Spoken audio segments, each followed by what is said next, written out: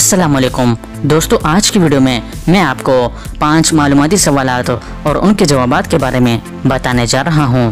तो आइए शुरू करते हैं। सवाल नंबर 1, किस परिंदे का घोंसला नहीं होता?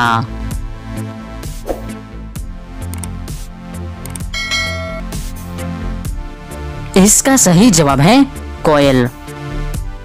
सवाल नंबर 2, दुनिया में पहला आंखों का अस्पताल कहाँ बनाया गया?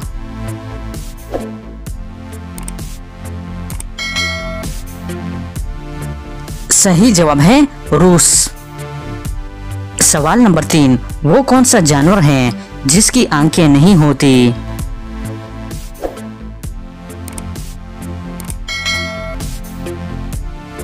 इसका सही जवाब है चमगादड़।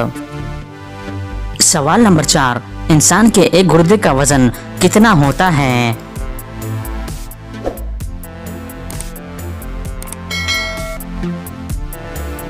सही जवाब है 8 पाव।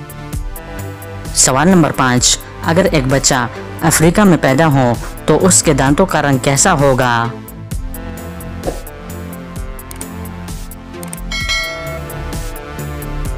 इसका सही जवाब है बच्चे के दांत नहीं होते।